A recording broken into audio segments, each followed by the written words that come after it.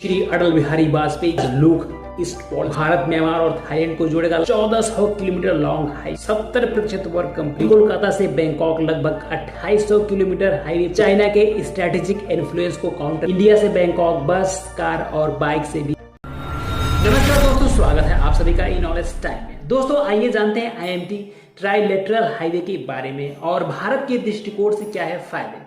दोस्तों भारत देश में बेहतर रोड इंफ्रास्ट्रक्चर बहुत तेजी से डेवलप कर रहा है और यह दुनिया का दूसरा सबसे बड़ा देश बन गया है रोड नेटवर्क के लिहाज से।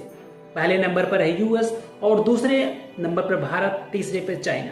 इसके अलावा भारत दूसरे एशियाई देशों तक बाय रोड अपनी पहुंच बनाने के लिए कई हाईवे प्रोजेक्ट पर काम कर रहा है। इसी में से एक है IMT ट्राइलेटरल हाईवे प्रोजेक्ट।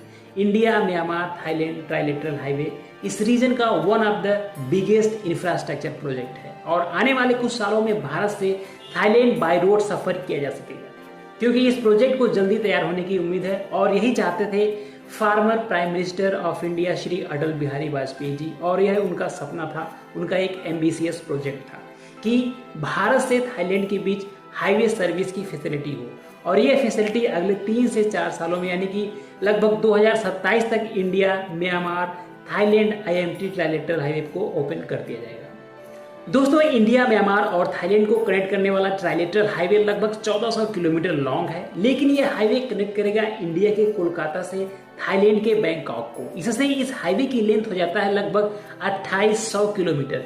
तो दोस्तों 2800 kilometre long highway project Kolkata से शुरू होगा और म्यांमार से होते हुए थाईलैंड में बैंकॉक को कनेक्ट करेगा। इस बीच यह भारत के वेस्ट बंगाल में कोलकाता और सिलीगुड़ी, असम में गुवाहाटी, नागालैंड में कोहिमा और मणिपुर में मोरेह को कनेक्ट करेगा। म्यांमार में तामू, कलेवा, मंडाले, यांगून, थाईलैंड में यह मायसाट, सुखथाई और बैंकॉक शहर को कनेक्ट करेगा।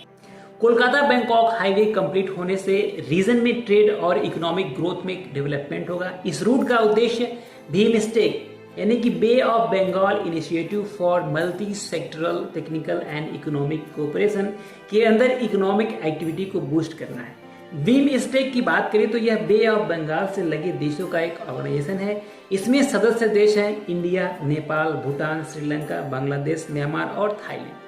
दोस्तों भारत ने ही IMT ट्राइलेटरल हाईवे प्रोजेक्ट की पहल करी थी और यह सोचा था पूर्व प्रधानमंत्री श्री अटल बिहारी वाजपेयी जी ने। पहली बार अप्रैल 2002 में इस प्रोजेक्ट को प्रपोज और अप्रूव किया गया था भारत, म्यांमार और थाईलैंड की एक मिनिस्ट्रियल मीटिंग में, जो हुआ था म्यांमार के यंगून रीजन में। इसके बाद इस पर काम शुरू किया गया था। हाईवे का लॉन्गेस्ट स्ट्रेच भारत में होगा और इस पर शॉर्टेस्ट स्ट्रेच थाईलैंड में होगा। भारत और थाईलैंड में ज्यादातर वर्क कंप्लीटेड है, लेकिन म्यांमार में वेरियस कारणों से हाईवे कंस्ट्रक्शन का कार्य प्रभावित हुआ है। भारत, म्यांमार और थाईलैंड को कनेक्ट करने वाला यह हाईवे तीनों देशों के लिए काफी ज्यादा महत्वपूर्ण है।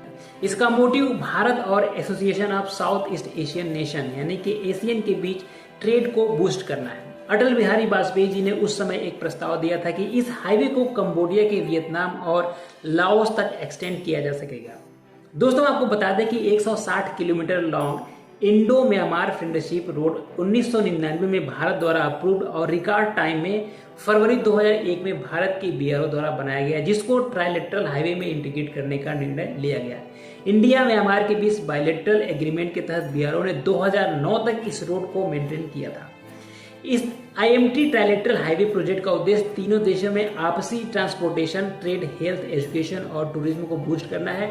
वहीं इस हाईवे से रोड के थ्रू आसियान गेट ओपन करना है। इस रोड से आसियान इंडिया फ्री ट्रेड के साथ साथ बाकी के साउथ ईस्ट एशिया में ट्रेड बढ़ेगा। बिजनेस और ट्रेड के साथ ही यह हाईवे प्रोजेक्ट आसियान देशों में चाइना के स्ट्रेटेजिक इन्फ्लुएंस को काउंटर करने में भी हेल्प करेगा। दोस्तों भारत ये सब कर रहा है अपने एक्ट ईस्ट पॉलिसी के तहत साउथ ईस्ट एशिया के साथ अपने एंगेजमेंट को इंक्रीज करने की दिशा में काफी एक्टिवली काम कर रहा है। India, Myanmar, Thailand trilateral highway इस रीजन की one of the biggest infrastructure project है। तो दोस्तों आज के लिए इस वीडियो में इतना ही। Thanks for watching. मिलते हैं एक नए ज्ञानवर्धक वीडियो में, तब तक के लिए नमस्कार और देखते रहिए ई नॉलेज टाइम पे अपलोडेड ज्ञानवर्धक वीडियो और चैनल को सब्सक्राइब करिए, लाइक करिए और अपनों के साथ शेयर करिए। धन्यवाद।